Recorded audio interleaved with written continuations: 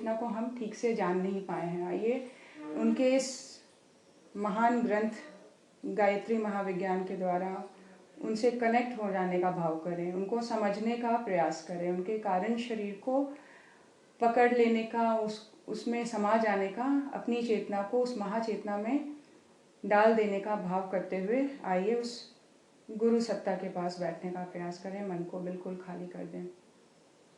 3 बार गहरी सांस ले लें। गहरी गहरी सांस।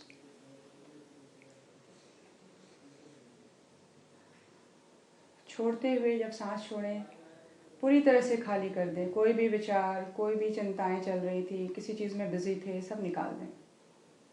अब आप और आपके गुरु,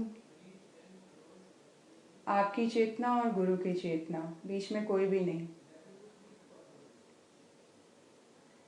नया जीवन, नए उल्लास, नई उमंग, नई जिज्ञासाओं के साथ आज हम गुरुदेव माता जी के समक्ष बैठे हैं, उसी सुंदर अपनी पुरानी जगह पर जहाँ गुरुदेव माता जी हमें रोज़ मिलते हैं। आज का वातावरण बहुत ही दिव्य है, बहुत सुंदर है। गुरुवार है आज। पीले फूल चारों तरफ खिले हुए देखिए। चारों तरफ हिमालय, हरी हरी घास और पीले पीले फूल। घास के ही साइज के पीले पीले फूल खिले हुए हैं। ऐसा लग रहा है जैसे पीली कोई कारपेट बिछी हुई है।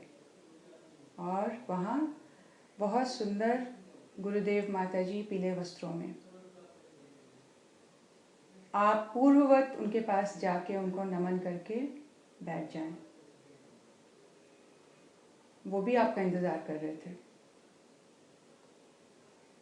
आप बैठ गए। आज आप अपने पूरे परिवार के सदस्य को लेके गए हैं। गुरुवार का दिन है। आप चाहते हैं आपके परिवार के सभी सदस्य उनसे मिलें, उनसे बातें करें, उनकी बातों को समझें। आज आपके भाई बहन, बेटा, सब, बेटी, पोता नाती सब हैं। आप पूरी फैमिली के साथ वहाँ पहुँचे हो। आपको देख के माता जी बहुत खुश हो रही हैं। उनकी पीली साड़ी, लाल बॉर्डर बहुत सुंदर लग रहा है। गुरुदेव ने आज पीला कुर्ता, सफ़ेद धोती और एक जैकेट पहना हुआ है कुर्ते के ऊपर, जैसा जनरली वो पहनते थे। खादी का एक जैकेट पहना हुआ है। बहुत सुंदर लग रहे हैं और बहुत अच्छा मुस्कुरा रहे हैं देखकर। और आपसे बहुत खुश हैं, बहुत प्रसन्न हैं। उनकी आंखों में आपके लिए एक कॉन्फिडेंस आया है। बच्चा अच्छा कर रहा है, मेरे साथ है। अब ये जल्दी घबराता नहीं है। अब ये कनेक्टेड रहता है। इसीलिए गुरुदेव देख रहे हैं ये कल से ज़्यादा स्थिर लग रहा है आज। कल से ज़्यादा स्टेबल है। कल से ज़्यादा शांत है इसके भाव। आप स्वयं को भी देखें, अपने उस स्वरूप को देखें जहाँ आप स्टेबिलिटी को देखते हैं, जहाँ आप शांति को देखते हैं, जहाँ आप एक सच्चाई की तरफ बढ़ने के लिए आपका जो एफर्ट है वो बहुत अच्छी चीज़ को पाने के लिए है। आज आप निश्चिंत दिख रहे हैं। आप पूरी तरह से निडर दिख रहे हैं। आपको पास्ट की कोई भी चीज़ परेशान नहीं कर रही, फ्यूचर की कोई चिंता नहीं है। आप आज के अभी के मोमेंट में गुरु चेतना के समक्ष बैठ गए हैं। आइए उस महाचेतना को नमन करें। गुरुदेव ने पूर्ववत अपने हाथ में गायत्री महाविज्ञान ले लिया है और आज आपको आनंदमय कोश की बाकी की चीज़ें वो बताएंगे। आनंदमय कोश माँ गायत्री का 5वां मुख, साधक का वो स्तर जहाँ वो अपने आप को बिल्कुल हर एक तरह की शुद्धताओं से ऊपर, लिमिटेशन से ऊपर,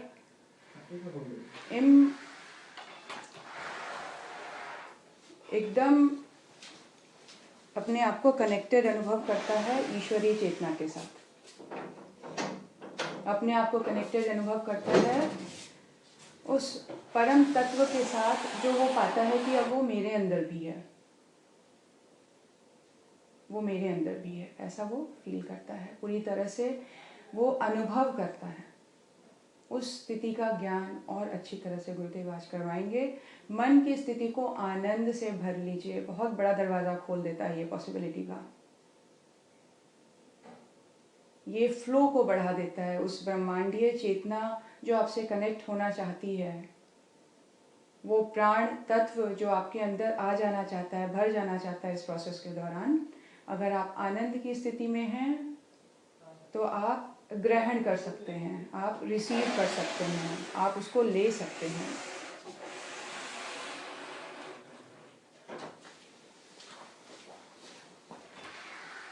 आइए गुरु चेतना को नमन करें और आज का स्वाध्याय शुरू करें।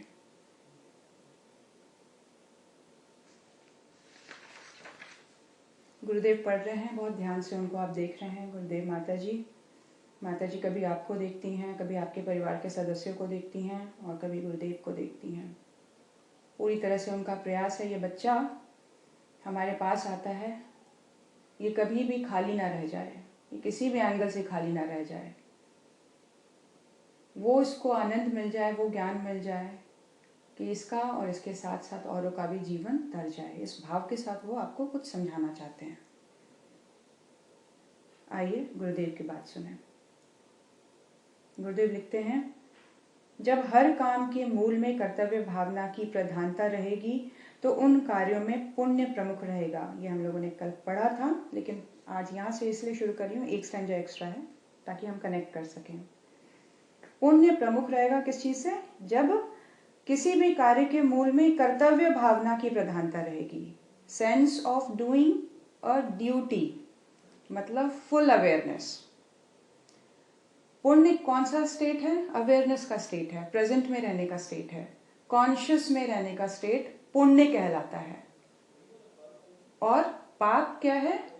अनअवेयर रहने का स्टेट है, अनकॉन्शियसली कुछ कर देने का स्टेट है, पास्ट या फ्यूचर के किसी भावावेश में आके कुछ कर जाने का स्टेट है, अपने आप में नहीं रहने का स्टेट है, वो पाप कहलाता है। तो पुण्य और पाप का गुरुदेव ने आज नया डेफिनेशन दिया। फुली कॉन्शियस स्टेट में किया गया कोई भी काम पुण्य कहा जाएगा, और अनकॉन्शियस स्टेट में किया गया काम, अनअवेयर होके किया गया काम, वो पाप के कैटेगरी में आएगा। तो गुरुदेव कह रहे हैं, काम के मूल में कोई भी भावना जो मूल में रहती है किसी काम के लिए, बीज रूप में जो एक इंस्पिरेशन होता है किसी काम को करने का, वो अगर कर्तव्य भावना से ओतप्रोत हो, कर्तव्य भावना की डोमिनेंस हो उस काम के ऊपर, वो इस भावना से कोई भी काम को करे कि ये मुझे एज अ ड्यूटी करना है, दिस इज माई ड्यूटी, मुझे अच्छा लग रहा है कि बुरा लग रहा है, इस पे फोकस नहीं हो। फोकस किस पे हो? ईश्वर के द्वारा दिया गया काम, ईश्वर के द्वारा दी गई रिस्पॉन्सिबिलिटी। कल हम लोगों ने पढ़ा था ना कि इस स्टेट का साधक जो है, समाधि के स्टेट का साधक, वो हर एक काम को, अपने हर एक कर्तव्य को ईश्वर के द्वारा दी गई ड्यूटी मान के चलता है। उनका आज्ञा पालन, ईश्वरीय आज्ञा पालन को कर रहा हूं मैं। इस भावना से किया गया कोई भी कार्य गुरुदेव कहते हैं पुण्य बन जाएगा। फुल अवेयरनेस में, फुल प्रेजेंट में रह के, पूरे अपने कॉन्शियस में रह के, सद्बुद्धि से, सद्भाव से किए हुए कार्यों द्वारा अपने आप को और दूसरों को सुख शांति ही प्राप्त होती है। सद्बुद्धि और सद्भाव सिर्फ स्वयं को शांति नहीं देंगे, सुख नहीं देंगे, ये आपके आसपास के लोगों को भी काम, क्वाइट, हैप्पी रखेंगे। वो आपसे डिस्टर्ब नहीं होंगे और कहीं ना कहीं आप उसको अपने उस अवेयरनेस की वजह से आप उनको भी खुशी दे सकेंगे। सद्बुद्धि, सच्ची बुद्धि, जो क्लियरली ट्रांसपेरेंट फॉर्म में चीज़ों को देख पा रही है, उसको हर एक चीज़ ट्रांसपेरेंट दिख रहा है। सच्ची बुद्धि, सद्बुद्धि, किसी के रिएक्शन में वो रूट में जाना चाहती है, सामने वाला व्यक्ति ऐसे क्यों रिस्पॉन्ड कर रहा है, बोलते हैं ना, उसके शूज में खड़े होके देखो वो क्या सोच रहा है, क्या फील कर रहा है, तो ऐसा रिस्पॉन्ड कर रहा है वो। उस लेवल तक थॉट का चला जाना। किसी भी रिएक्शन में अगर व्यक्ति सामने कमजोर दिख रहा है, मेंटली वो ये दिख रहा है कि जल्दी परेशान हो रहा है, तो क्यों में जाने का साहस सद्बुद्धि देती है। सच्ची बुद्धि देती है, ट्रांसपेरेंट बुद्धि देती है। पहले से जजमेंटल बुद्धि नहीं देगी ये कैपेसिटी। पहले से कुछ जज करने की आदत, कुछ लेबल करने की, पहले से एक व्यक्ति से सोच ले के बारे में सोच के कुछ एक इमेज बना लेने की, उसके इमेज के बेस पे उससे रिएक्ट करने का जो एक तरीका होता है जनरली हम लोगों का, उससे ये ऊपर उठा देती है और एक ताकत देती है कि खाली रख के सिचुएशन को देखा जाए। तो सद्बुद्धि क्या है? फिर से वही स्टेट है जहाँ पे बुद्धि फुली अवेयर्ड है, फुली प्रेजेंट में है और सामने वाले को समझ के रिएक्ट करने की स्थिति में। इसीलिए बोलते हैं ये सद्बुद्धि है, इसमें बहुत, ये हर एक कार्य में बहुत अच्छे से कर लेता है और इसकी बुद्धि जागृत है, सद्बुद्धि है। घूम के बात वहीं आ जाती है कि ये व्यक्ति जजमेंटल नहीं है, ये व्यक्ति लेबल लेके नहीं चलता है किसी के बारे में। हम जनरली क्या होता है, किसी से मिलने जाते हैं तो हम व्यक्ति से मिलने नहीं जाते हैं, हम उस पर्सनैलिटी से मिलने जाते हैं जिसके बारे में पहले से हम लोग एक इम्प्रेशन बना के जाते, रखा होता है हमारे ऊपर, कि एक इम्प्रेशन बना होता है कि हम इस तरह के व्यक्ति से मिलने जा रहे हैं, वो ऐसी है, वो ऐसा है। हम पहले के उसके एक डिफाइंड पर्सनैलिटी से मिलते हैं।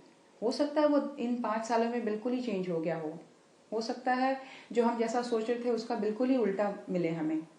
तो परसेप्शन को अपना क्लियर करते जाना, सद्बुद्धि। और सद्भाव, भावना, सच्ची भावना। सच्ची भावना कब रहेगी? जब हम पूरी तरह से अलर्ट रहेंगे, पूरी तरह से अवेयर रहेंगे, पूरी तरह से कॉन्शियस स्टेट में रहेंगे। किसी इमोशन के साथ हमारा रिएक्शन इन्फ्लुएंस नहीं करेगा। कोई भी हमारी सोच इमोशनल लेवल पे नहीं चली जाएगी कि मुझे ऐसा एक फीलिंग आती है इसको देख के या ऐसा रिएक्ट करने का मन करता है। वो भाव जो है वो इमोशन से बिल्कुल कटा हुआ होगा, न्यूट्रल होगा। तो सद्बुद्धि और सद्भाव से किए हुए कार्यों द्वारा अपने आप को और दूसरों को सुख शांति ही प्राप्त होती है। ऐसे सत्कार्य मुक्तिप्रद होते हैं, बंधन नहीं करते। ऐसे जो कार्य होते हैं जो कर्तव्य भावना से किए जाते हैं, जो फुली कॉन्शियस होकर किया जाते हैं, कोई भी काम हो सकता है। हमारे रोजमर्रा का जीवन का कोई भी काम को ले सकते हैं, चाहे वो बच्चों को पढ़ाना हो, परिवार को देखना हो, बाहर के समाज के साथ मेल जोल हो, खुद की स्पिरिचुअल एनलाइटमेंट प्रोसेस में साधना करनी हो। इस सब चीज़ों में कर्तव्य भावना का कितना अंश रहा, वो कितना डोमिनेट कर रहा है, डोमिनेंस है हमारे कार्यों में, तो उसकी प्रधानता हमें बंधन मुक्त रखेगी। मतलब अटैचमेंट नहीं होगा, किसी भी चीज़ से अटैचमेंट नहीं होगा। अटैचमेंट ही दुख का कारण बनता है। तो अनासक्त भाव से किया हुआ कार्य वो व्यक्ति को पुण्य देता है, क्योंकि वो कर्तव्य भावना से प्रेरित होता है। प्रधानता होती है कर्तव्य भावना की और इसीलिए वो बंधता नहीं है। सात्विकता, सद्भावना और लोक सेवा की पवित्र आकांक्षा के साथ जीवन संचालन करने पर कुछ ही दिन में वह नीति एक कार्य प्रणाली पूर्णतः अभ्यस्त होती जाती है। जो चीज़ अभ्यास में आती है वह प्रिय लगने लगती है। जिस चीज़ की भी प्रैक्टिस हो जाए वो अच्छी लगने लग जाती है। आज जैसे हैं हम, वो हमारी प्रैक्टिस को शो करता है। हमारी पर्सनैलिटी क्या है, ये शो करता है कि हमें किस चीज़ की प्रैक्टिस है। हमारी प्रैक्टिस को ये रिफ्लेक्ट करता है। आज हम श्रद्धा और विश्वास की बात करते हैं तो ये विचार के ही लेवल पे आनी शुरू होगी प्रैक्टिस पे। हमारे विचार इनिशियली ऐसे होने चाहिए जो श्रद्धा और विश्वास को बढ़ाने वाले हों। हम उसकी प्रैक्टिस करें अंदर मन में।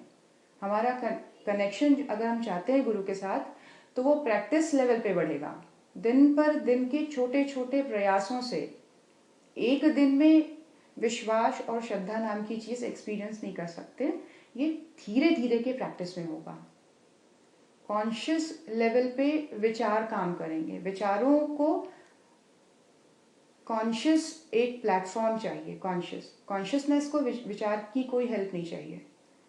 जो चेतना है उसको विचारों की सहायता नहीं चाहिए। वो तो है ही है, वो एग्जिस्ट करता ही है, चाहे हम उसको जाने या ना जाने। वो एग्जिस्ट करता है, करता रहेगा और करता था। उसको हमारे विचारों की जरूरत नहीं है, लेकिन हमारे विचारों को चेतना की आवश्यकता है एज अ प्लेटफॉर्म। इसीलिए अवेयर स्टेट में विचार दिमाग को काम में लाएं। दिमाग आपको समाधि तक या आनंद की स्थिति तक नहीं ले जाएगा, वो बहुत कैलकुलेटिव चीज़ें ही करता है। ब्रेन हमें सामने वाले से बचाता है, सामने वाले पर आक्रमण करने के लिए प्रेरित करता है। वो कुछ एनालिसिस करता है, कुछ क्वांटिटेटिव एनालिसिस करता है, कुछ फिलोसफिकल एनालिसिस कर पाता है। बहुत लिमिटेड इसका दायरा है। यदि आप देखें कि संसार में बड़े बड़े कलाकार, वैज्ञानिक जो हुए हैं, वो उस नतीजे पे पहुंचने के लिए उन्होंने कभी ये नहीं कहा कि मैंने ब्रेन का सहारा लिया है। उन्होंने ब्रेन से आगे बढ़कर कॉन्शियस लेवल पे वर्क किया है उस चीज़ को पाने के लिए। वो इतना खो गए हैं जहाँ उनको अपने शरीर का ही सुध नहीं रही है, तब जाके वो चीज़ क्रिएट हुई है, मैनिफेस्ट हुई है। कॉन्शियस में वो ताकत है। अपनी चेतना से मिलने का प्रयास करें। वो इतना प्रबल है, इतना स्ट्रांग है, इतना पावरफुल है, इतना प्रोफाउंड है कि उसको जान लेने के बाद ये सारी चीज़ें तुच्छ लगने लग जाती हैं। ये सारी कमजोरियां, प्रैक्टिस, रिएक्शन, ईगो हर्ट होना, सेल्फ इमेज, दूसरों का इमेज, जजमेंटल, ये सारी स्टेट बहुत महत्वहीन लगने लग जाती हैं, तुच्छ लगने लग जाती हैं। ऐसा लगता है कि कितना भार लादा हुआ था, विचारों का भार लाद के हम चल रहे हैं। आज हम सभी विचारों का एक भार लेके चलते हैं, हल्का नहीं रखते, क्योंकि माइंड के स्टेट में रहते हैं। हम ये सोचते हैं ब्रेन है, हम ब्रेन अपनी हमेशा एक ईगो को लेके चलता है। ये मेरी बॉडी है, ये मैं ऐसा देखने में हूँ, ये मेरी अचीवमेंट्स हैं, ये मेरे स्वभाव हैं, ये मेरे गुण हैं। ये ब्रेन की कैलकुलेशन पे चलता रहता है। लेकिन इससे उठने पर ही विज्ञानमय कोश, जहाँ ये आभास हुआ कि कॉन्शियस लेवल पे मैं कौन हूँ। एक सेकंड के लिए भी आभास होता है इस चीज़ का, तो इसका मतलब एक बहुत विराट कॉन्शियस को एक सेकंड के लिए स्पेस मिली अपने अंदर। हम एक स्पेस देते हैं उसको प्रेजेंट में आके। और मज़ेदार बात है, वो चेतना सिर्फ वर्तमान में है, सिर्फ इस क्षण में है, सिर्फ अभी में है। वो आनंद की स्थिति अभी में होती है। वो विज्ञानमय कोश की स्थिति प्रेजेंट में होती है। उसमें दिमाग का कोई काम ही नहीं है, वो शांत होकर बैठ जाता है, क्योंकि वो इतने हायर सेल्फ को देखता है। अरे अभी तक तो जो मैं सोच रहा था उससे बहुत परे हूँ मैं, इसका ज्ञान हो जाता है तो वो चुप बैठ जाता है। वहीं पे वो कहता है नेति नेति नेति, अब इसके आगे तो अनंत दिख रहा है, मुझे कुछ समझ में नहीं आ रहा। तो ये स्टेट माइंड से बाहर की है। तो माइंड क्या है? माइंड टाइम के अकॉर्डिंग चलता है। माइंड को समय का एक बेस चाहिए, वो प्रेजेंट में नहीं खड़ा हो पाता है। माइंड ले लें, मन ले लें, कुछ भी, दोनों में से किसी भी एक चीज़ को ले लें, मन को ले लें, कि वो प्रेजेंट में नहीं खड़ा हो सकता। उसको बलपूर्वक लेके खड़ा करना पड़ता है कि यहीं रहो अभी। और इसके लिए आप डिफरेंट टेक्निक्स अपनाते हैं। ये सारी साधनाएं हैं, वो मन को ही प्रेजेंट में लाने की है। हम लोगों ने पहले भी बात किया था। आज बहुत सारे हमारे नए भाई बहन आए, इसीलिए कुछ रिपीट कर दे रही हूँ ताकि वो कनेक्ट कर पाएँ सब्जेक्ट से। गुरुदेव क्या समझा रहे हैं? बेटा, हर एक साधना तुम्हें अभी में लाने का प्रयास कर रही है। तुम जप ले लो, सोहम साधना ले लो, आत्मबोध ले लो, तत्वबोध ले लो, कोई भी साधना ले लो। यहाँ तक कि आप योगा भी ले लीजिए, जहाँ हम अन्नमय कोश की, प्राणमय कोश की बात करते हैं और योगा करते हैं, तो हम उसमें पूरे शरीर के साथ, सेंसेस के साथ प्रेजेंट में होने का प्रयास करते हैं। हम ब्रीदिंग पे फोकस करते हैं। That is all about bringing yourself to this moment. इस मोमेंट में आने की बात हो रही है पूरे प्रोसेस में। हाईएस्ट से हाईएस्ट चली जा रही है साधना, और वो साधना ये कह रही है कि प्रेजेंट में रहो। आनंदमय कोश की बात कर रहे हैं गुरुदेव। आनंदमय कोश की बात की स्थिति क्या है? कर्तव्य परायणता का इतना प्रबल बोध रहना, ईश्वर की आज्ञा पालन का इतना प्रबल बोध रहना, इतना आपके थॉट प्रोसेस में डोमिनेंस हो जाना उसका, कि आप हमेशा उसका प्रेजेंस फील कर रहे हो, मतलब प्रेजेंट में हो। वो ईश्वरीय चेतना की आज्ञा का पालन हर क्षण होना, हर क्षण, हर एक चीज़ करते हुए, बच्चे को पढ़ाते हुए, उसको यहाँ तक कि डांटते हुए भी अनकॉन्शियस में, बैक ऑफ ब्रेन में ये चले कि ये डांट इसके लिए ज़रूरी है, एंड समवेयर ये डांट उसको हेल्प करेगी आगे बढ़ने में। उसमें इमोशनली नहीं घुस जाना कि यार साले को बताते हैं, अभी समझता नहीं है, ये वाला फील नहीं। ये इसके लिए ऊपर से देने के लिए एज अ डोज जरूरी है। ये बैक ऑफ द माइंड, इतना बैलेंस क्यों? क्योंकि हमेशा प्रेजेंट में है हम किसी भावना के इमोशन में फ्लो में नहीं बह जा रहे हैं। तो इस तरह से देखते हैं लोग गुस्सा करते हैं बच्चों पे, कैसे अब्यूसिव वर्ड्स यूज कर लेते हैं। वो ये नहीं समझते कि ये ऊपर की तौर पे किया जा सकता है, इसको अंदर तक ना ले जाएं। ठीक है, बच्चे को डराना है, कई टाइम पे होता है, बच्चा इस एज में होता है जहाँ वो कई बातें नहीं समझना चाहता है। वो सोचता है कि मैं अब बड़ा हो गया हूँ, मैच्योर हो गया हूँ, मुझे डिस्टर्बेंस लगती है पेरेंट्स की बात सुननी। तो वहाँ पे कई बार पेरेंट्स बहुत वॉयलेंट हो जाते हैं, बहुत अब्यूजिव वर्ड्स यूज़ करते हैं। लेकिन नहीं, जितने हम अंदर स्थिर हो जाएंगे, जितने हम अंदर से स्ट्रांग हो जाएंगे, स्टेबल हो जाएंगे, आपकी एक गंभीर लाइन उसको समझने के लिए बाध्य कर देगी कि हाँ, शी इज़ राइट। अपने आप को स्थिर और स्टेबल कर दीजिए। आवाज़ को ऊंची करने की, एब्यूसिव वर्ड्स यूज़ करने की ज़रूरत नहीं है। तो हम कितने स्थिर और स्टेबल हैं। आज गुरुदेव बता रहे हैं आनंदमय कोश की साधना, और बता रहे हैं हर काम को, हर काम के मूल में जो है वो कर्तव्य की भावना की प्रधानता होगी, तो कोई भी कार्य बंधन नहीं बंधेगा। और इसी की प्रैक्टिस होती जाएगी तो रस आने लगेगा। किसी चीज़ की भी प्रैक्टिस हो जाती है तो एडिक्शन हो जाती है। आज हमें एडिक्शन हो गया है कि हम एक थॉट में रहे, हमेशा एक विचार चलता ही रहे, इसकी एडिक्शन हो गई है हमें।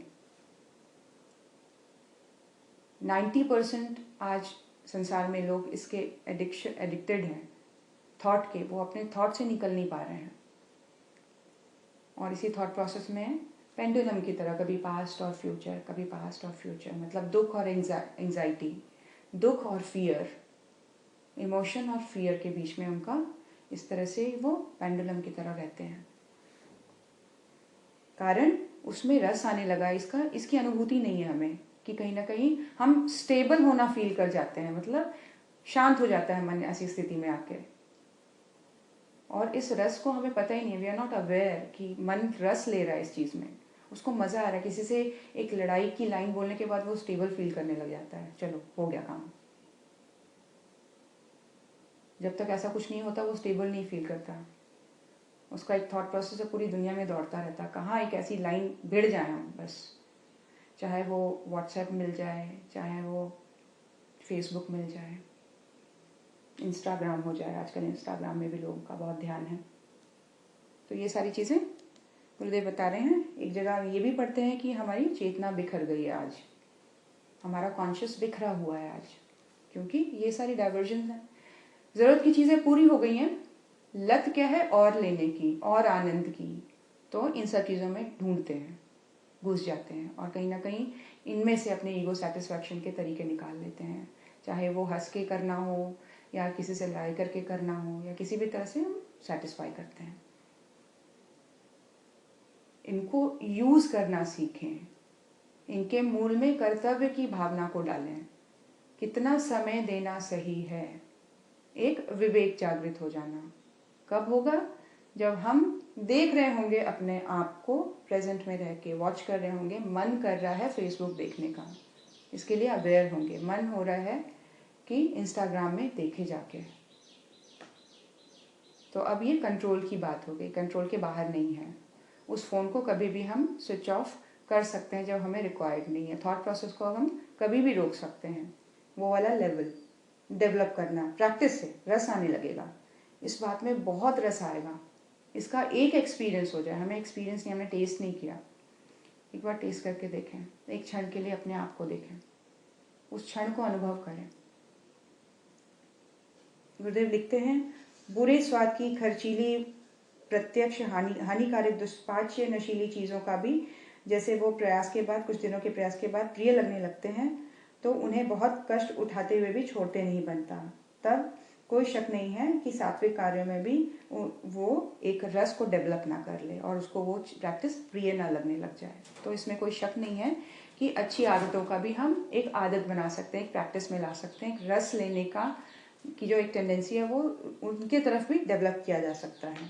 आगे गुरुदेव बताते हैं, सात्विक सिद्धांत को जीवन आधार बना लेने से, उन्हीं के अनुरूप विचार और कार्य करने से आत्मा को सत्य तत्व में रमण करने का अभ्यास पड़ जाता है।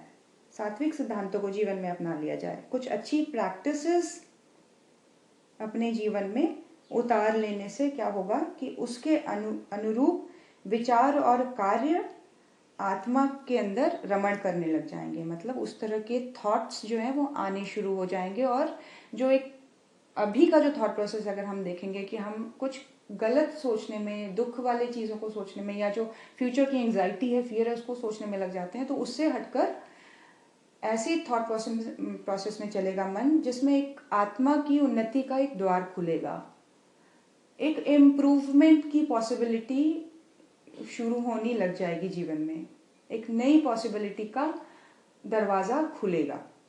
कब? जब एक सात्विक सिद्धांत, किसी एक अच्छे सिद्धांत को लेके अगर हम जीवन का आधार उसको बना लेते हैं, किसी भी प्रैक्टिस को लिया जा सकता है वो सिद्धांत के तौर पे, और उसके अनुरूप विचार और कार्य करने से आत्मा को सत्य तत्व में रमण करने का अभ्यास पड़ जाता है। आत्मा को किस चीज़ का अभ्यास पड़ जाता है? कि वो सही चीज़ों का, कि वो थॉट प्रोसेस पे घोलता रहे, रमण करता रहे, उसी में विचरण करता रहे, उसी में रस लेता रहे। यह अभ्यास जैसे जैसे परिपक्व होता है वैसे वैसे सहज योग का रसास्वादन होने लगता है और उसमें आनंद आने लगता है। ऐसे जैसे ये प्रैक्टिस बढ़ती जाएगी, मैच्योर होती जाएगी, वैसे वैसे सहज योग, जो हमने कबीर जी का वो पढ़ा पोयम, जिस स्टेट में वो कह रहे हैं कि मैं खा रहा हूँ तो ईश्वरीय पूजा हो रही है, मैं सो रहा हूँ तो ईश्वर को दंडवत कर रहा हूँ, मैं अपना काम कर रहा हूँ तो ईश्वर की ही परिक्रमा हो रही है। तो उनके रोजमर्रा के काम में वो पूरी तरह से ईश्वरीय चेतना में घुले हुए हैं। तो वो क्या कह रहे हैं गुरुदेव कि किसी एक सिद्धांत से अगर हम जुड़ जाते हैं तो अच्छे एक हायर कॉन्शियस से थॉट प्रोसेस आना शुरू हो जाते हैं हमारे पास, और हमारी आत्मा उसमें रमण करने लग जाती है, उसमें रस लेने लग जाती है। रमण करना मतलब आज हम रस लेते हैं जिसमें उसी में थॉट प्रोसेस चलता रहता है, तो रस लेने का जो स्टेट है वो चेंज हो जाता है, हायर हो जाता है स्टेट। मन, जो आत्मा है, उसमें रस लेने लगती है, उसी स्टेट में रहना चाहती है देर तक, उसी को मेंटेन करना चाहती है, प्रोलॉन्ग करना चाहती है उस स्टेट को। और इससे क्या होता है कि उसमें आनंद आने लग जाता है उसी में ही। जब अधिक दृढ़ता, श्रद्धा, विश्वास, उत्साह एवं साहस के साथ सत्य परायणता में सिद्धांत संचालित जीवन में संलग्न रहता है तो वह उसकी स्थायी वृत्ति बन जाती है। क्या कह रहे हैं गुरुदेव? सहज योग की स्थिति जब स्थिर हो जाए, मतलब श्रद्धा, विश्वास, दृढ़ता, उत्साह और साहस, ये कोई भी चीज़ विजिबल नहीं है, क्योंकि अगर आप देखेंगे कि इन सभी को अपने अंदर स्थापित करना पड़ता है वर्चुअल फॉर्म में। आप टेबल को ये देख के ये नहीं बोलेंगे कि मुझे विश्वास है टेबल पे। टेबल है, बेड है, व्यक्ति सामने है, लेकिन जिस चेतना के ऊपर श्रद्धा और विश्वास करने की बात कर रहे हैं वो अपने मनोभाव में, अंतरंग में बिठाना पड़ता है। अज्यूम, पहले इनिशियली अजम्पशन से ये शुरू होता है कि हम इस चीज़ को एक तरह से भाव में स्थित कर दे, प्रगाढ़ कर लें, भावना करनी पड़ती है उसकी। इसीलिए भाव को प्रधान कहा गया है, क्योंकि वो चेतना का कनेक्शन ही भाव के साथ है। वो आपके सामने, आप देखने में उनको टच नहीं कर सकते। किसी ने बहुत सुंदर लाइन कही है, all essential things can not be seen through these eyes. सारी एसेंशियल चीज़ें जो हैं हमारे जीवन को लेकर, वो उनमें से कोई भी एक को हम आंखों से देख नहीं सकते। They all are invisible to these eyes. प्राण तत्व को ले लें, ईश्वरीय चेतना को ले लें, हवा को ले लें, एक क्षण भी नहीं जी सकते। तो जितनी भी एसेंशियल चीज़ें हैं वो क्या है? वो पारदर्शी हैं, वो दिख नहीं पाती हमें।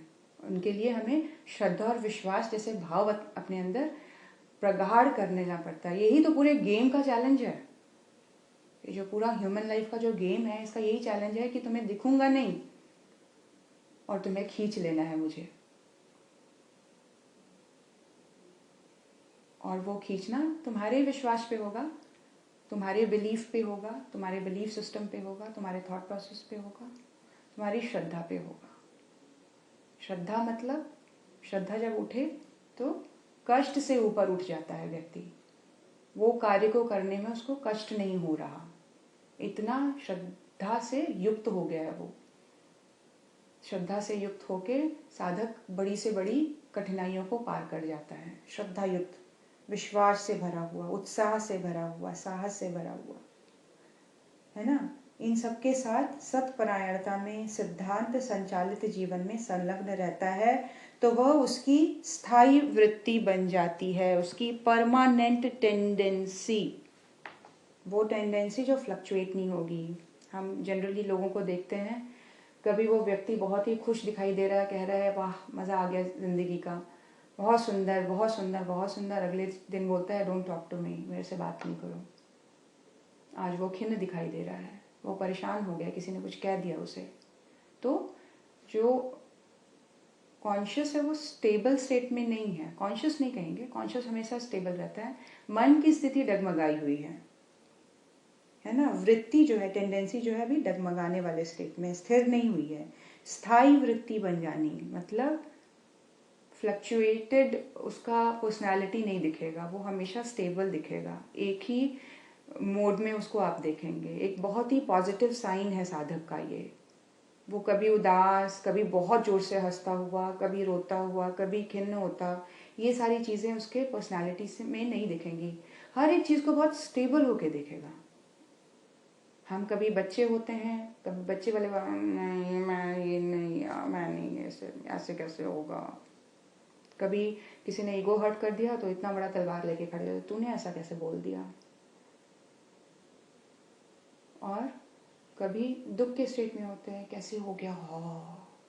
तो कितने सारे इमोशंस हैं जो हमारी पर्सनालिटी को डोमिनेट कर रहे हैं और उस हिसाब से हम दिखने शुरू हो जाते हैं बाहर से। तो यहाँ क्या कह रहे हैं गुरुदेव, इस स्थिति में साधक की वृत्ति स्थायी है, उसकी टेंडेंसी स्टेबल हो गई है। वो हर एक स्टेट में स्टेबल दिखता है, सुलझा हुआ दिखता है, शांत दिखता है। गुस्सा भी करता है तो उसके अंदर भी एक स्टेबिलिटी झलकती है, मतलब लिमिटेशन से बाहर होके उसका रिएक्शन नहीं होता है किसी भी। हंसेगा भी तो एक बहुत ही नॉर्मल तरीके से उसकी हंसी भी होगी, रोएगा भी तो, दुखी भी होगा भी तो बहुत कंट्रोल्ड वे में होगा।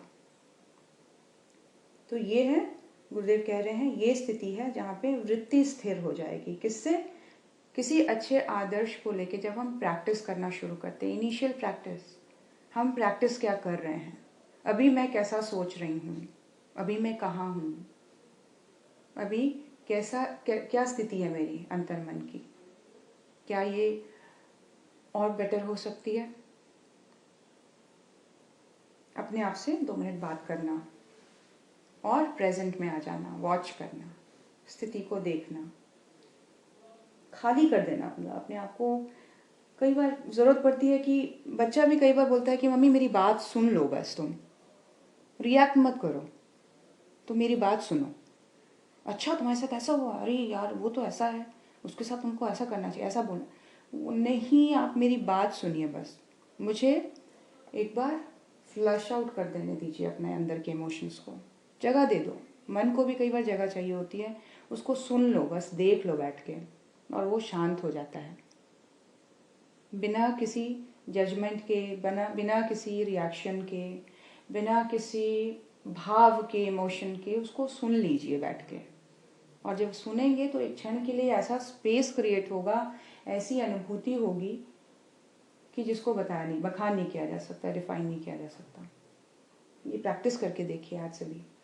बहुत सुंदर बात है कि यदि हम गुरु चेतना के साथ कनेक्टेड रहते हैं, अगर सहज समाधि वाली स्थिति एक एक क्षण के लिए भी हमारे रूटीन में आती है, जहाँ हम फील करते हैं कि हमारा एंटीना एक्टिव है, तो ये बहुत ही सुखद अनुभव है। और ये बहुत बड़ा सौभाग्य है कि हम ऐसे क्षण क्षण में इस चीज़ को फील कर रहे हैं, हम घबरा नहीं रहे हैं। परेशानियाँ आएंगी, ये लाइफ है, हर तरह की चीज़ आती रहेगी। अभी इस स्टेट में भी जो दुख बना हुआ है उसको वॉच करें, उसको देखें। हो सकता है जीवन अभी, ज़िंदगी अभी अच्छे स्टेट में नहीं चल रही है, उसको भी देखना शुरू कर दें।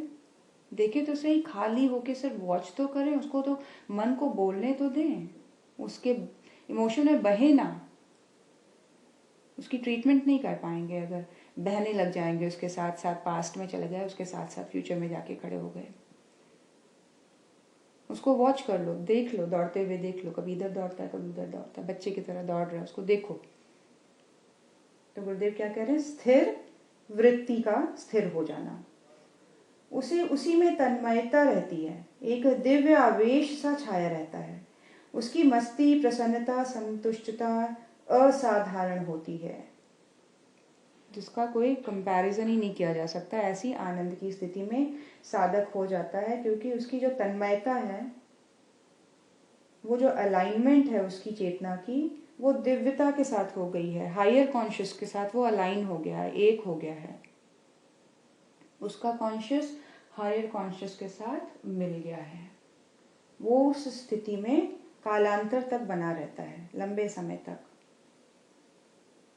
और इस आवेश, ऐसा नशा उसके ऊपर छाया रहता है, और इस आनंद में वो सब काम को ईश्वरीय इच्छा के भरोसे छोड़कर करता रहता है। ईश्वरीय आज्ञा पालन के भाव से करता है, ये उसकी आज्ञा से कर रहा हूँ। आज ये स्वाध्याय उसकी आज्ञा से हो रहा है, आज हम ये स्वाध्याय उसकी आज्ञा से पढ़ रहे हैं, आज हम ये स्वाध्याय उनकी आज्ञा से सुन पा रहे हैं। ये वाला भाव मैं कहीं नहीं आएगा। कल को अगर नहीं हो पाएगा तो दुख भी नहीं होगा, और भी लोग जुड़ते जाएंगे, इसकी आसक्ति भी नहीं बनेगी। कम लोग हो गए, इसका दुख भी नहीं रहेगा।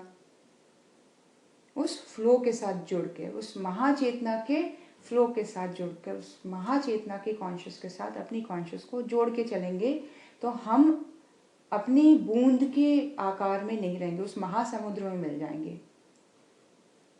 और अपनी आइडेंटिटी खो देना एक बहुत सुंदर एक्सपीरियंस है। सारे कोशों में क्या हो रहा है? आइडेंटिटी चेंज हो रही है। अन्नमय कोश में शरीर की आइडेंटिटी है, जहाँ साधक लिमिटेड अपनी पॉसिबिलिटीज़ को देख पा रहा है। मैं एक शरीर हूँ, मैं सुंदर हूँ, गोरा हूँ, काला हूँ, छोटा हूँ, लंबा हूँ। आइडेंटिटी चेंज हुई, मनोमय कोश में आए। मैं अब अचीवमेंट्स के रूप में अपने आप को दे पा रहा हूँ।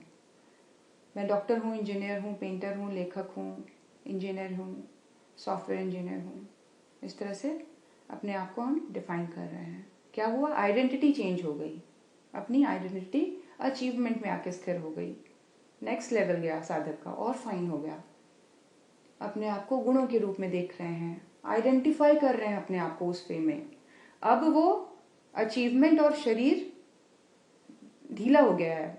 वो जो आइडेंटिटी का जो एक अवेयरनेस थी अपने अंदर, वो थोड़ी ढीली पड़ गई है, लूज हो गई है। अब क्या आइडेंटिफाई कर रहे हैं हम गुणों के रूप में आइडेंटिफाई कर रहे हैं, और कोई भी दुर्गुण हमें कष्ट दे रहा है उस स्टेज में, कोई भी कमी देख रहे हैं तो उसके लिए हम पूरी तरह से अवेयर हो रहे हैं, हम कोशिश में हैं और उसको दूर करने के प्रयास में हैं। उससे उस प्रोसेस में शायद हम साधना के क्षेत्र में आगे बढ़ जा रहे हैं, उस प्रोसेस में शायद अपने गुरु की चेतना से जुड़ जा रहे हैं, उस प्रोसेस में शायद हम अपने हायर सेल्फ से मिलने का प्रयास कर रहे हैं। आइडेंटिटी चेंज हुई, स्तर और बढ़ा। अब तो ये कुछ भी नहीं हूं मैं, बेकार परेशान हो रहा था। ये तो हायर कॉन्शियस के अंश के मात्र में, के एक अंश मात्र में मेरी स्थिति बनी हुई है, जिसको ब्रह्म कहा जाता है, जिसको ईश्वर कहा जाता है, जिसको एक दिव्य चेतना, दैवीय चेतना कहा जाता है, ईश्वरीय चेतना कहा जाता है। उसके एक छोटे से अंश के रूप में स्वयं को देख पा रहा हूँ, और ये स्थिति ऐसी है जिसको देखने मात्र से ही आनंद आ रहा है, और सारी चीज़ें, ज़रूरतें ढीली पड़ती जा रही हैं, बाकी के लेयर्स ढीले होते जाते हैं। ढीले मतलब फोकस और हमारा अटेंशन वहाँ कम लग रहा है अब। क्यों? आइडेंटिफाई कर लिया आपने, आइडेंटिफिकेशन में चेंज है और कुछ नहीं। स्वयं की आइडेंटिफिकेशन बदलती चली जा रही है। आनंदमय कोश में स्थिति क्या है कि ये तो परम आनंद की स्थिति है, जिसमें वो सब कुछ करते हुए ही ईश्वर की चेतना में घुला हुआ है। खाने तक को, पीने तक को वो ईश्वर के कार्य के रूप में ले रहा है। कहीं भी एक क्षण के लिए भी वो अलग नहीं हो रहा है। बहुत स्वाद में भी उसको ईश्वर दिख रहे हैं, बहुत दुख में भी उसको ईश्वर दिख रहे हैं। उसकी वृत्ति स्थिर हो गई है, टेंडेंसी स्थिर हो गई है।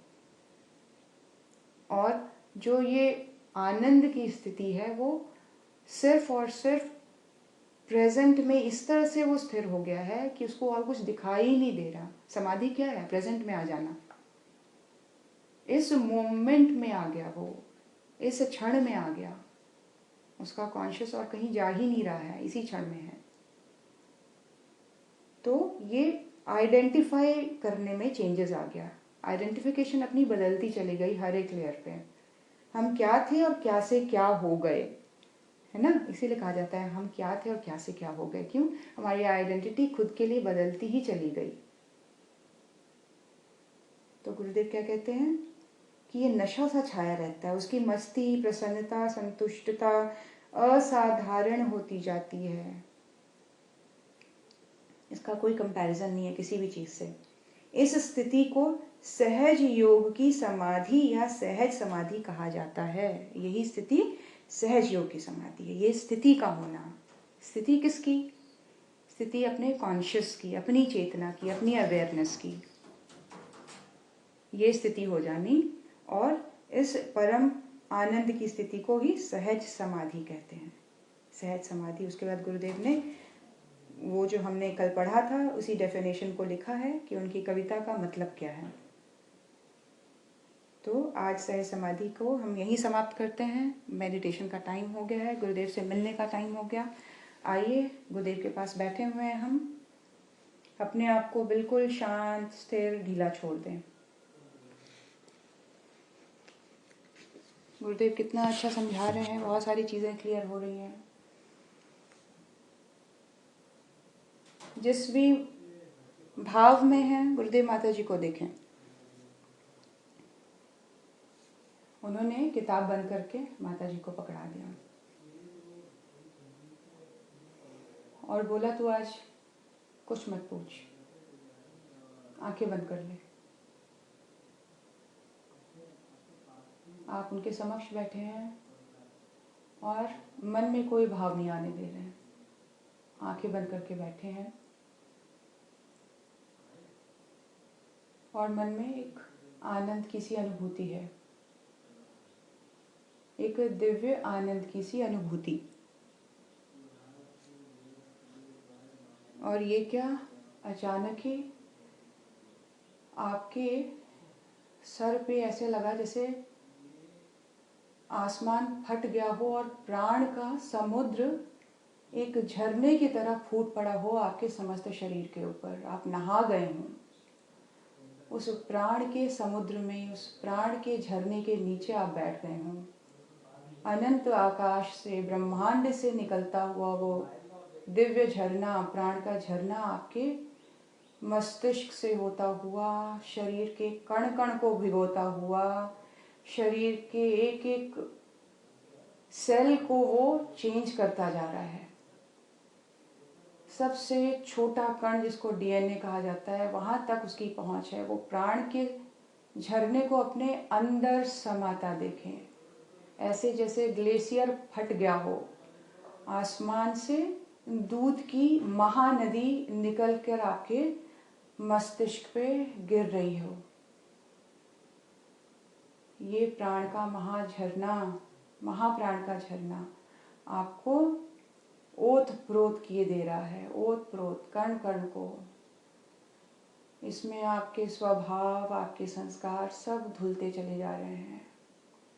आपकी आदतें, आपकी परेशानियां, आपका भय, आपका एंजाइटी, आपका जजमेंटल होना, आपका क्रिटिसाइज करना, आपका दुखी होना, आपका द्वेषित होना, आपका उद्वेलित होना, आपका अहंकार में आना, सब धुल गया, धुलता चला जा रहा है। नहा लीजिए आज उस महाप्राण में।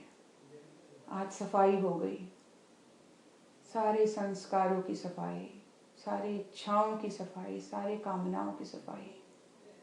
उस महाझरने के नीचे बैठे हैं, उस महाप्राण से स्नान कर रहे हैं। उस एक एक कण को पूरी तरह से फील करें अपने अंदर, जैसे एक शावर जो बहुत ही भारी एक फ्लो आपके शरीर पे डाल रहा हो। महसूस करें उस दबाव को, उस प्राण के झरने को। नहा लीजिए, अपने कण कण को धो लीजिए। आज ये महाचेतना आपको साफ कर देगी। ये महाचेतना आपको नया कर देगी। ये महाचेतना आपको उमंग से भर देगी और ये दूध का समुद्र, दूध का झरना आपके कण कण को धोती चली जा रही है, साफ करती चली जा रही है। कोई पास्ट नहीं, कोई फ्यूचर नहीं, कोई चिंता नहीं, कोई पुराना दुख नहीं। आप बिल्कुल धुल गए, बिल्कुल साफ हो गए, बिल्कुल नहा गए। आज तो सही मायने में नहा गए। अंदर का एक एक कण नहा गया, ब्रेन का एक एक न्यूरॉन नहा गया है आज। कुछ भी पहले का शेष नहीं रहा, चमक रहा है कण कण। देखें, अपने आप को पूर्णतः धुला हुआ पाएं। और ये क्या, इतने महास्नान के बाद भी आप बिल्कुल सूखे पड़े हैं, स्वच्छ पड़े हैं और चमक रहे हैं। गुरुदेव माता जी की चेतना एक महासूर्य के रूप में आपके समक्ष है। उस चेतना का दिव्य आलोक आपके शरीर में अत्यंत उज्जवल चमक को, अत्यंत उज्जवल एक रोशनी को स्थापित कर रहा है, एक प्रकाश को स्थापित कर दे रहा है, आपके रोम रोम को चमका दे रहा है। जैसे धोने के बाद कोई चीज़ कैसे चमकती है, उस महासूर्य की चमक के अंदर, इस महाज्वाला की ज्योति के अंदर आप स्वयं को उज्जवल पाएं, हल्का पाएं, आनंदित पाएं, बिल्कुल हल्का पाएं। कोई दुख नहीं, कोई क्लेश नहीं, कोई किसी से कोई शिकवा नहीं, कोई शिकायत नहीं। बिल्कुल हल्की मनस्थिति, धुली हुई मनस्थिति, नहाई हुई मनस्थिति। आज बिल्कुल नहा गए, रोम रोम नहा गया, कण कण नहा गया। रोम रोम से फूटता हुआ वो प्रकाश आपको आत्मा के होने का आभास दे रहा है, आपके स्वयं के स्वरूप को दिखा रहा है, आपके पूर्ण आनंद की स्थिति का महसूस करवा रहा है। वो स्थिति को वो स्थिर कर रहा है, वो स्थिति को प्रबल कर रहा है, वो स्थिति को वो ज्वलंत कर रहा है आपके अंदर। ये स्थिर रहेगा, ये विश्वास के रूप में, ये श्रद्धा के रूप में, उस महाचेतना के अंश के रूप में स्वयं की आइडेंटिटी, स्वयं को एक नई पहचान, स्वयं को एक नए रूप में जानना, स्वयं का एक नया स्वरूप, एक हायर सेल्फ देखना और शांत हो जाना। सब अच्छा है, सब सही है, ऐसी एक्सेप्टेंस अपने अंदर स्थिर हो गई।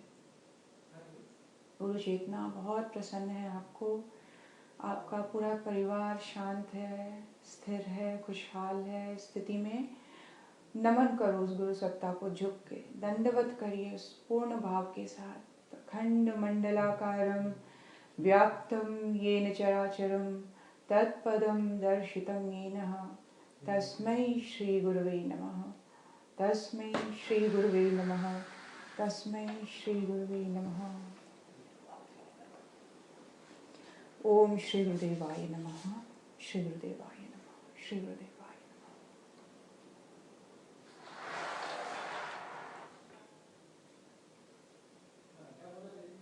हाथ जोड़ के प्रार्थना उस महाचेतना से समस्त विश्व की शांति के लिए, समस्त विश्व की रक्षा के लिए, समस्त विश्व को सुचारू बनाने के लिए, व्यवस्थित बनाने के लिए, सुंदर बनाने के लिए। मेरे स्वर से स्वर और मेरे भाव से भाव जोड़ें। ओम असतो मा सद्गमय तमसो मा ज्योतिर्गमय मृत्योर्मा अमृतं गमय। ओम शांति शांति शांति। सर्वारिष्ट सुशांतिर्भवतु। गुरु सत्ता को नमन। फिर से अपने एंटीना का रिचार्ज हो जाना, अपने कनेक्शन को पूरी तरह से प्रबल देखें, समर्थ देखें, सशक्त देखें, उससे कनेक्टेड होके अपने जीवन में, अपने संसार में आ जाएं, अपने घर में आ जाएं। आँख खोल के देखें, इस संसार में मैं वापस हूँ, अपने संबंधों में मैं वापस हूँ और अपने कर्तव्यों में मैं वापस हूँ, जो ईश्वर के द्वारा दिया गया है, जो गुरु चेतना के द्वारा दिया गया है। एज अ ड्यूटी मैं सब बहुत बढ़िया तरीके से करूँगा, अपना 100% दूंगा, एक्सीलेंट करने का प्रयास करूँगा, क्योंकि अब मैं कनेक्टेड हूँ। मुझे वो चेतना हमेशा प्रेरित रखेगी, चार्ज्ड रखेगी, इमोशनली मुझे वीक होने नहीं देगी। मैं समर्थ हूँ, सशक्त हूँ, अनंत ऊर्जा का सोच से जुड़ गया हूँ, अनंत ऊर्जा की सोच से जुड़ गया हूँ, कनेक्टेड हूँ। परमात्मा चेतना को, गुरु चेतना को नमन किया। आप वापस आ गए। शांत रहें, स्थिर रहें जब तक मैं आहुति दूंगी। सबके लिए उज्जवल भविष्य, सबके लिए सद्बुद्धि की प्रार्थना करते हुए आइए गायत्री मंत्र और महामृत्युंजय मंत्र से 5-5 आहुति। मन को शांत रखें, कनेक्टेड रखें। ओम भूर्भुवः स्वः तत्सवितुर्वरेण्यं भर्गो देवस्य धीमहि धियो यो नः प्रचोदयात् स्वाहा। इदं गायत्री इदं नमः। ओम भूर्भुवः स्वः तत्सवितुर्वरेण्यं भर्गो देवस्य धीमहि धियो यो नः प्रचोदयात् स्वाहा।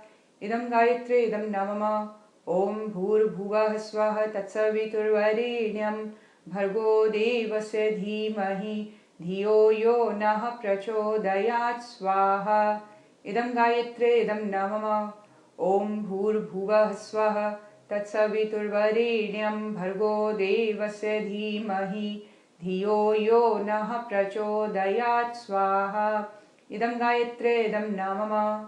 ओम भूर्भुवः स्वः तत्सवितुर्वरेण्यं भर्गो देवस्य धीमहि धियो यो नः प्रचोदयात् स्वाहा। इदं गायत्री इदं नमः। सबके स्वास्थ्य संवर्धन हेतु महामृत्युंजय मंत्र द्वारा 5 मंत्र आहुति। ओम त्र्यंबकं यजामहे सुगंधिं पुष्टिवर्धनम् उर्वारुकमिव बन्धनान् मृत्योर्मोक्षीयमामृतात् स्वाहा। इदं महामृत्युंजयाय इदं नमः। ओम त्र्यंबकं यजामहे सुगंधिं पुष्टिवर्धनम् उर्वारुकमिव बन्धनान् मृत्योर्मोक्षीयमामृतात् स्वाहा। इदं महामृत्युंजयाय इदं नमः। ओम त्र्यंबकं यजामहे सुगंधिं पुष्टिवर्धनम् उर्वारुकमिव बन्धनान् मृत्योर्मोक्षीयमामृतात् स्वाहा। इदं महामृत्युंजयाय इदं नमः। ओम त्र्यंबकं यजामहे सुगंधिं पुष्टिवर्धनम् उर्वारुकमिव बन्धनान् मृत्योर्मोक्षीयमामृतात् स्वाहा। इदं महामृत्युंजयाय इदं नमः। ओम त्र्यंबकं यजामहे सुगंधिं पुष्टिवर्धनम् उर्वारुकमिव बन्धनान् मृत्योर्मोक्षीयमामृतात् स्वाहा। इदं महामृत्युंजयाय इदं नमः। सर्वत्र शांति ही शांति स्थापित हो, ऐसे भाव करते हुए शांति पाठ। ओम देव शांति अंतरिक्षं शांति पृथ्वी शांतिरापः शांति औषधयः शांति वनस्पतयः शांतिर्विश्वे देवा शांति ब्रह्म शांति सर्वं शांति शांतिरेव शांति सामा शांतिरेधि। ओम शांति शांति शांति सर्वारिष्ट सुशांतिर्भवतु। शांत रहें, मौन रहें, सेल्फ एनालिसिस करें, अपने आप को चार्ज कनेक्टेड पाएं, अपना बेटर देने के लिए अपना टू डू लिस्ट तैयार करें, अपनी प्रायोरिटी लिस्ट तैयार करें, साधना को इन 18-12 घंटों में कहाँ कहाँ डालना है इसकी तैयारी करें, कनेक्टेड रहें, फिट रहें, हैप्पी रहें। जय गुरुदेव, जय माता जी, सभी को बहुत बहुत धन्यवाद।